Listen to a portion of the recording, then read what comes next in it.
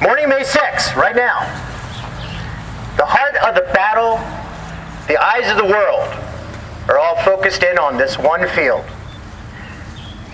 At 5 a.m., May 6th, the Union 2nd Corps struck in overwhelming strength and utterly destroyed the unprepared Confederate 3rd Corps.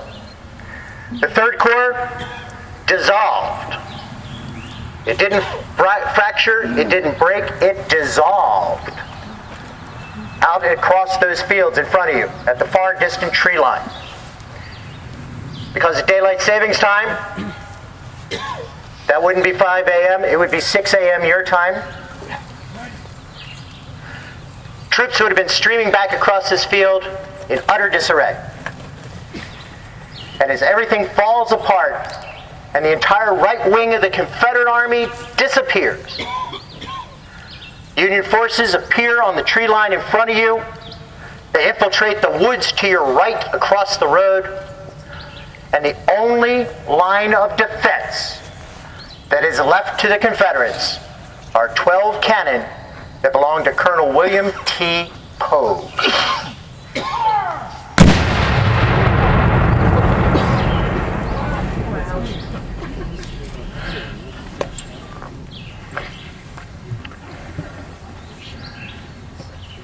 Robert E. Lee is facing the gravest crisis of his entire life at this particular moment, as he watches all of his plans for taking the battle to his enemy immediately disrupted, destroyed, disaster looms in front of you.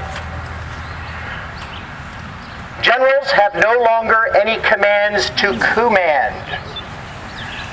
Men have no place for direction, and all of them heading directly for you, heading off this field, heading for safety.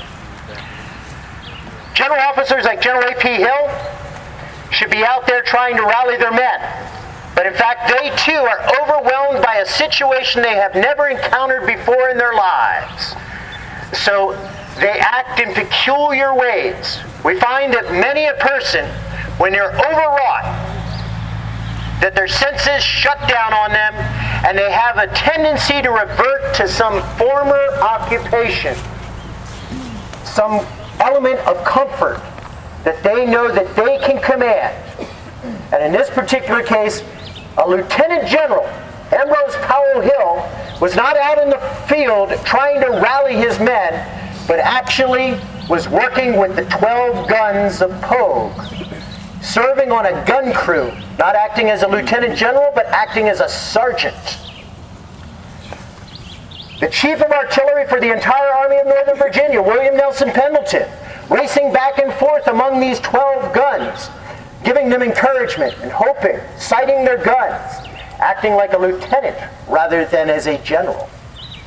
These men have abdicated their responsibilities. And when they take on the responsibilities of their subordinates, that means that two people are now no longer doing their job.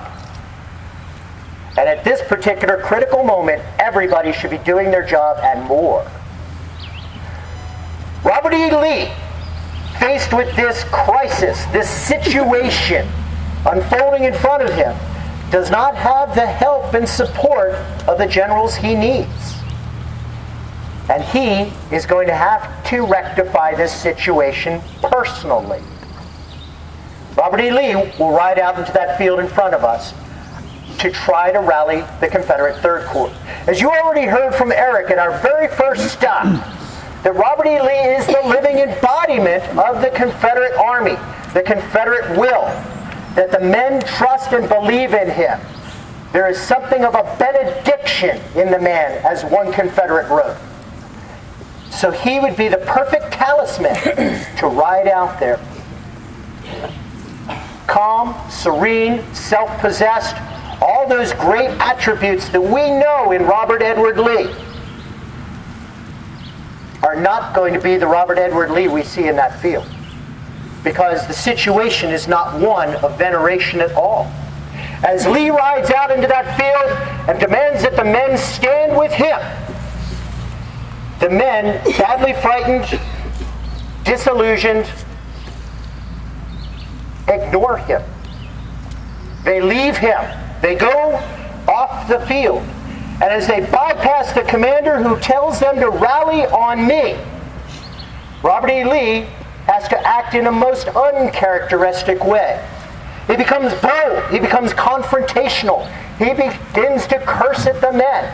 He begins to challenge their manhood, to make them stand.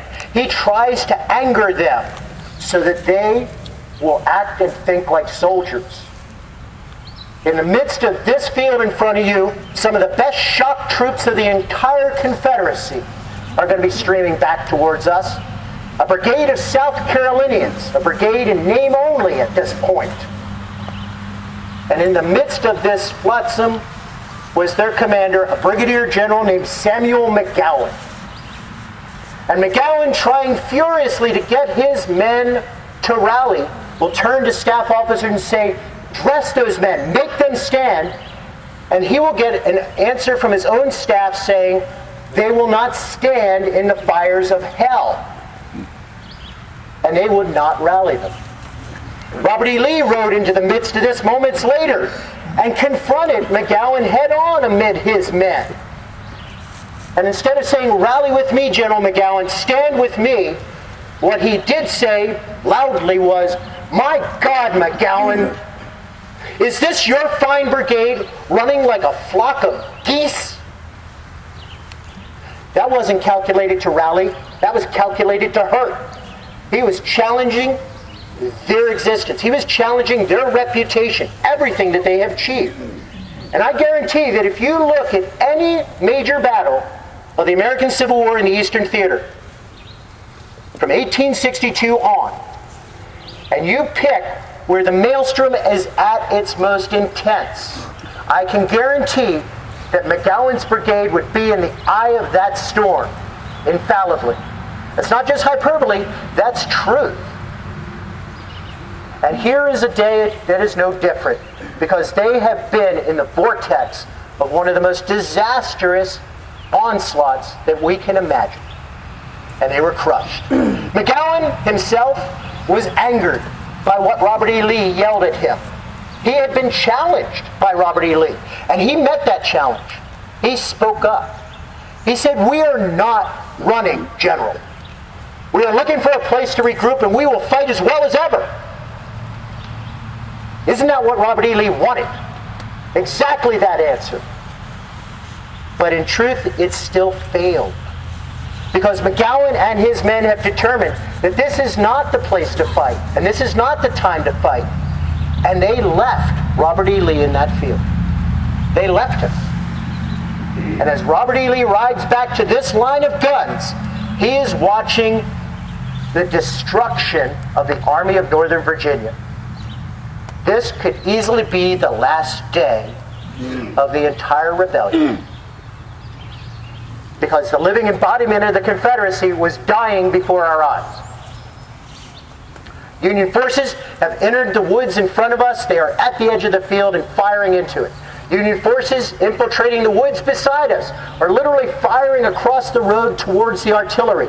The right sections are turning and fighting by blasting canister directly across the road, just for their own self-preservation. These guns will be sacrificed to buy time, a time to come up with a miracle. As generals come through here without commands, Robert E. Lee will grab the division commander, Cadmus Marcellus Wilcox, and instead of telling him to grab troops, make them stand, he sends him down the road saying, Longstreet must be here. Go get Longstreet. Find him. And in fact, we're going to send a major general down the road pounding, doing the job of a staff officer, a courier. General Longstreet is in fact here. General Longstreet has been on this field. He entered as far as the Widow Tapp's field and was talking to some members of A.P. Hill's staff when this entire catastrophe unfolded. As it exploded in the woods in front of us, he immediately turned around and pounded off the field, because while Longstreet was here, Longstreet's corps was not. He had ridden ahead and had walked right into a battle that had greeted him. His instinct was to go get his troops and get them here quick. So Robert E. Lee had not talked to him. He didn't know he was here. He could only hope that he was near. And in the midst of this, as Robert E. Lee rides back and forth along this line, willfully disdaining the Union forces, being that line of resistance, he could only hope for a miracle. And he's going to get two. The first miracle is that those Union forces never do come out of the woods. They never do proceed into Widow Tapp's field. They never exploit the moment that they had created. And the miracle for the Confederates is the simple fact that the Union Army has been too successful. Their attack down the road had been bold, and the attack from the north, Wadsworth's 5th Corps Division, had been equally successful. But as those from the north meet those from the east, they all converge at one point, right in front of you. And where they converge, they meld. They cross each other's paths, they get in each other's way, and they paralyze each other's effort. There is confusion reigning out there that almost is akin to the confusion that we have on this side of the field. People speak of nothing but disorder on the other side of the line. A member of the 57th Pennsylvania, the fighting for a while was all in our favor, and we drove the enemy back across the fields. But just before entering the open field around the Widow Tapp's house, we could see the Confederates in great confusion, but owing to the density of the woods through which we had been chasing the enemy, our lines had become disordered. And before that could be rectified, everything was going to change. General Alexander Webb of the Union Army, 2nd Corps. The fact is that the whole of the left was disorganized. And from General Hancock, the Corps commander, down through David Bell Birney and John Gibbon, division commanders, each general commanded something not strictly in his command. So, as we look at the troops in front of us, we are looking at the Union 5th Corps, we are looking at the Union 6th Corps, we are looking at the Union 2nd Corps, and all of them have become one great mass. For the men themselves, this has been still a furious experience. Any combat is. Even routing the Confederates, this has been a harrowing moment. We get that sense from a couple of the soldiers. A member of the 2nd U.S. Sharpshooters. May 6th finds me at an early hour engaging the enemy in deadly contest, William B. Greene wrote. This is my first battle. And when I started on the charge this morning, I felt that I could do anything for my bleeding country. But after I got out of that first time, my patriotism died. And I thought of nothing but to keep clear of the enemy's bullets. So, this is a dangerous place. And the danger is the guns in front of you. A member of the 20th Indiana, a man named Thomas B. or W. Stevens, was nearly killed by these guns. But he was protected by Providence. Because in fact, the strike at his chest would be deflected. Stevens wrote in his diary, "A little after daylight we went into battle and charged on the rebel works and took scores of prisoners, and I was hit in the breast with a ball, but only slightly wounded because my Bible saved my life. The bullets stopped on the 59th, 60th, and 61st verse of the 1 Kings 8th chapter." And he ended his diary entry, "O Lord, thou art good to me." And perhaps that would have been profound. To actually pick out the verses where this bullet had stopped, the verse where it stopped would have been amazing to Stevens. Because 1 Kings 8:59 says, "Be near to me, Lord, O God, day and night, that he may maintain the cause of his servant, and the cause of his people. And in fact, that's what's brought him here today. The cause of his servant and the cause of his people. And that moment, this man faced death. A member of the U.S. sharpshooters lost his patriotism. But a member of the 20th Indiana gained his faith off of the exact same experience. The second miracle that happens here is that on the backside of Widow Tapp's field, a Confederate line of infantry emerges. And Robert E. Lee is euphoric. Somebody is coming back. Somebody will stand. Somebody will fight. Anybody is important at this point. It's a small, diminutive group of only 811 men against 20,000 Federals in front of us. But Robert E. Lee will ride back to see them. Perhaps McGowan has rallied after all. Maybe he would make good on his claim that they would fight as well as ever.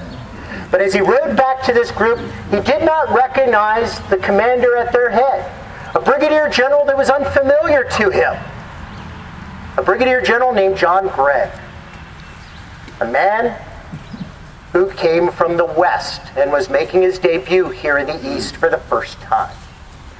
Since Lee did not recognize this man, he asked, "What troops are these?" To which he was answered in a chorus, "We're Texas troops." And Robert E. Lee became incredibly emotional. He took off his head and started to wave it around his head and said, "Hurrah for Texas!" Texas always drives them. He's enthusiastic and excited because this is perhaps one of the best answers he could receive at this moment of crisis. Not that Texans in and of themselves will be any different than any of the other shock troops, though in fact maybe they are. But at this particular moment, the most critical element that we have to weigh is that there are only one group of Texans in Lee's entire army. And that group of Texans are in James Longstreet's corps. So if we have Texans in the field at Widow Tapp, Longstreet has arrived. Reinforcements are at hand. And that's what we need. Now that's one moment. That's one thing to think about. But it's only 811 men. They need to buy time for the rest of those troops to deploy and join us on this field. The Texans, in truth, are not the first ones here on the field. Joseph Brayburd Kershaw's division of the 1st Corps has already arrived and is engaged. But they are on the far side of the road. They are in the woods. And they are preventing the Federals from passing our guns. But they are unobserved from the field. The first troops that Robert E. Lee gets to interact with are the ones that enter the field.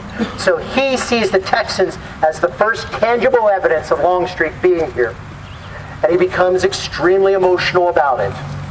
According to the troops, they had never seen him quite so animated or excited as he was at this particular moment.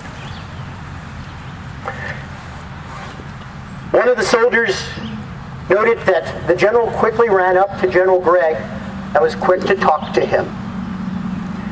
In that quickness, he not only discovered that they were the Texans, he also saw General Longstreet for the first time. Longstreet gave orders to the Texans saying to press forward into the field itself. Robert E. Lee, at that point, also gave further instructions in saying that you need to clear them out of the woods, that they will stay there and fire at you all day long, and we cannot accept that. Let the men know that I will observe them as they go forward. And with that, General Gregg is going to draw the Texas Brigade to attention and let them know what they're supposed to do with the admonition, the eyes of General Lee will be upon you. And they advanced from behind you towards this line of artillery.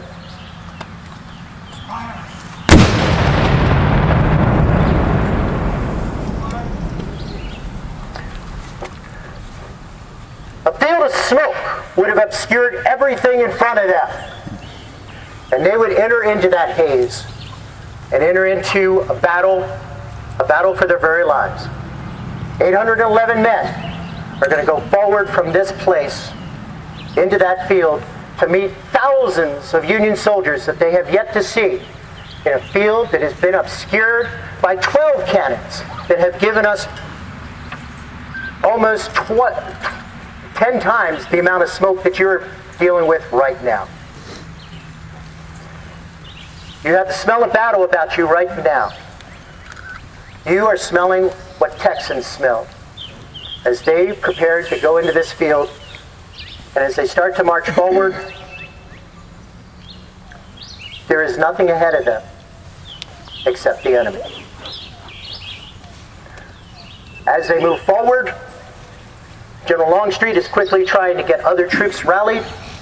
He's trying to move forward. He too is challenging the 3rd Corps men as they head to the rear, saying, "What is this? Is this the Army of Northern Virginia? We've never seen them run." And the 1st Corps will be going in the opposite direction. Robert E. Lee is still facing a tremendous crisis. Everything is in a state of flux at this particular moment. Everything is in great uncertainty. 811 men, it is unlikely that they, in and of themselves, can tip the balance. Secure?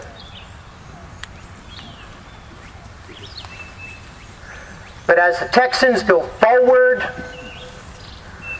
across this line of guns, Robert E. Lee will ride forward with them into battle. Can we just... I'm going to go out. So we're going to go out the way we came in. We are entering into the field, following in the footsteps of the Texas Brigade and Robert E. Lee with them as they head for the attack, and with Eric.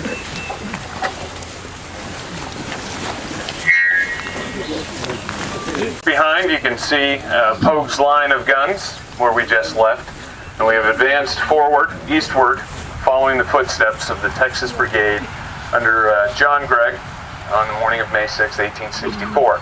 And as Frank talked about, the Lee and his interaction with the Texas Brigade, asking who they were. Texas always drives them, ordering them into battle. Lee's emotion. There's no doubt Lee had to be emotional. His army is on the brink here in this field that morning. His entire supply train for this end of the field is stretched out along Orange Plank Road heading westward toward Parker's store. If Longstreet had not been up on time, Longstreet might very well have been in column along that road as the Union forces pour over this field. So Lee, sensing the urgency, obviously is extremely emotional. Lee is the commander of the army. And in this position, his position at this time where he was is where he should have been. Urging these men forward, taking command, watching over what was happening. And as he sent the Texans in, this begins to play into the other part of the story for this morning, and that is the lead to the rear episode, what becomes known as the lead to the rear episode. Far more well-known, far more famous. We'll talk about it a little later. Has become the subject of poetry, of books, of paintings. This image of Robert E. Lee riding into battle with his troops. Now, a lot of the descriptions of what happened as they came through, as the Texans, the 3 Texas Regiment, the one from Arkansas, came through the guns. A lot of the descriptions and the images that we have been presented over the years take liberties. Robert E. Lee never did grab a flag and ride out in front and try to lead the men. There is little evidence that Lee ever rode in front of the Texas Brigade. He was riding behind them. He was following them as they moved forward.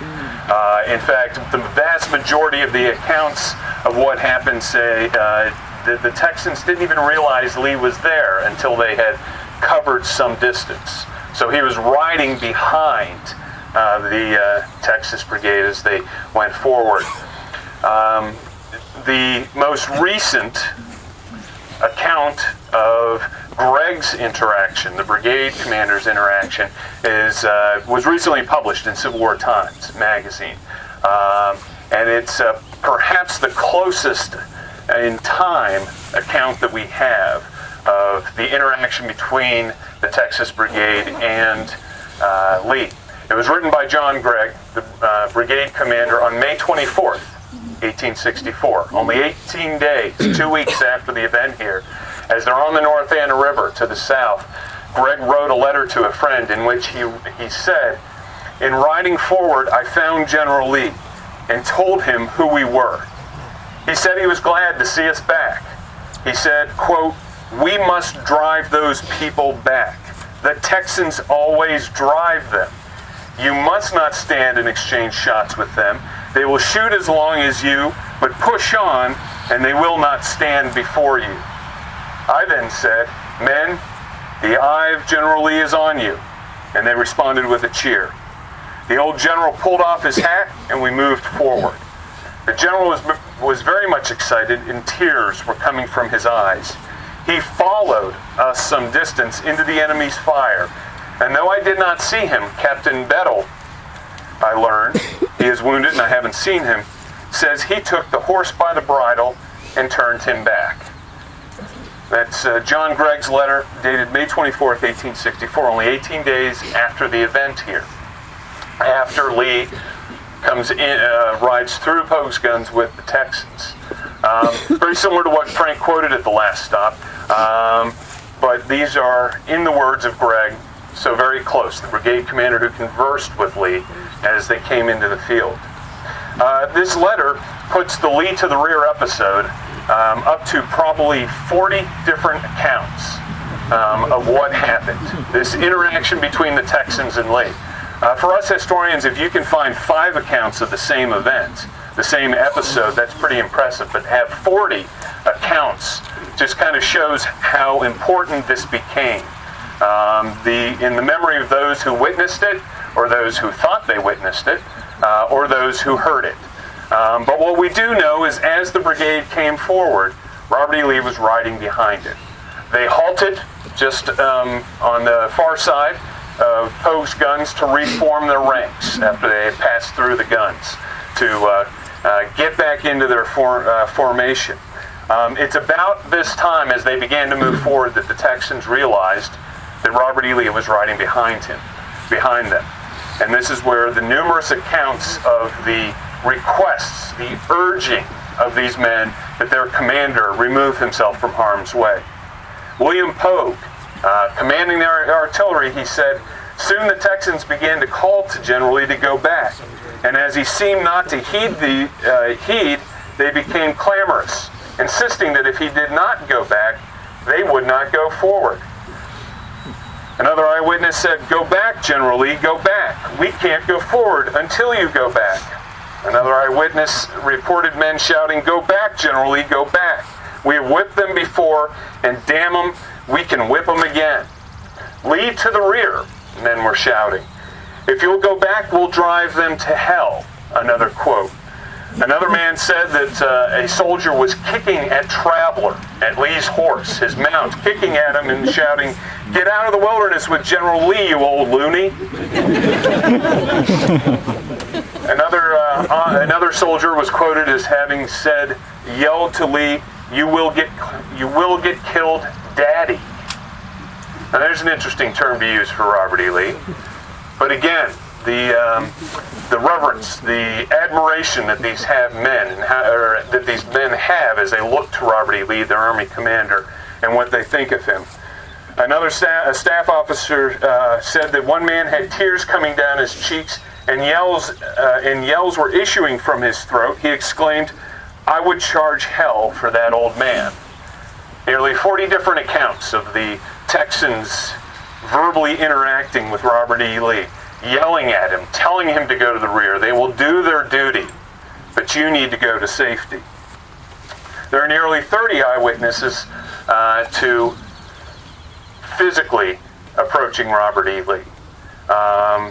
Men grabbing the reins of Traveler and forcing Traveler to turn around and trying to lead Lee off the field. There's no doubt it happened, but with 30 different accounts, there are different stories as to who did it and how it was done. 12 different accounts claim it was an unidentified enlisted man. 5 stated it was an unnamed officer. 8 claim it was a group of soldiers. There are 8 accounts saying that a group of soldiers arrived and tried to physically take Lee off the field. Descriptions of an enlisted man, what he looked like ranged from swarthy to stalwart to grim to tall to even gray-bearded. The men couldn't agree. Those eyewitnesses who described and claimed they witnessed this could not even come to an agreement on what the man looked like. But there's no doubt, someone, John Gregg said it was a Captain Battle, that someone reached up, grabbed Traveler's reins, and tried to force him to the rear. The named men from these sources included Captain John William Kerr, Leonard Gee of the 5th Texas, and then, of course, Gregg himself saying there was Captain William Bedell of the 1st Texas. But someone tried to grab Lee's reins and turn Traveler around. Joseph Pauly of the 4th Texas wrote, "Exactly what occurred, not even those nearest Lee can tell. In the midst of the chaos, these men are advancing into battle. Robert E. Lee's army is in peril. All of this confusion, all of this chaos in this field, and the smoke and the noise, and Lee, writing years after, obviously many had difficulty extracting what they remembered from what they thought they remembered. Ben Alexander of the 5th Texas wrote that he heard as many different stories as men asked. No two tell the same. In a battle, I know that the same thing will make different impressions upon the same minds." So what happened exactly? We're sure that Robert E. Lee was riding behind the Texans as they came forward. Bullets were flying. Casualties were being taken as Robert E. Lee is mounted upon Traveler behind the line. There's no doubt Lee has put himself in danger, has put himself on the firing line. And there's no doubt that the men were shouting for him to get to the rear. The Confederacy cannot lose Robert E. Lee. These men cannot afford to see their commander fall on the field. They will do their duty. They will go in. They will stop this federal attack. But Lee must go to the rear. And there's no doubt that someone grabbed his reins and tried to lead him from the field. Lee does relent, turn around, and head back toward Hoag's guns, back toward the far end of the field as the Texans continue eastward across this field and into the line of fire and into the federal attacks. Upon returning back toward Poe's guns, Lee conferred with Longstreet, James Longstreet, as Gregg pushed forward. One of Longstreet's staff reported later that he heard Lee state, "Can't I too die for my country?" So Lee, very emotional, obviously very emotional and concerned for his army at this point. So much so that he's putting himself in danger. But as the Texans and the Arkansans continue forward across this field and into the woods, there are more of Longstreet's brigades coming onto line, coming up. There are more men to send in. Lee encounters Law's Alabama Brigade, commanded by Colonel Perry here at the battle. And similarly, Lee is going to ask, "Who are you?" The Alabamians reply. Lee responds, "Hurrah for the hurrah for Alabama." So Lee is back there urging the men forward, urging them as they're coming onto line, urging them to save the Army of Northern Virginia that morning. But Gregg's brigade moving forward across this field, into the woods, into the jaws of the Union attack, Lee riding behind and being turned and sent back. There's one episode that took probably no more than just 5, maybe 10 minutes, looms large in our memory of the Battle of the Wilderness and large in our understanding of what happened here. Within days, the accounts of Lee to the rear were appearing in newspapers.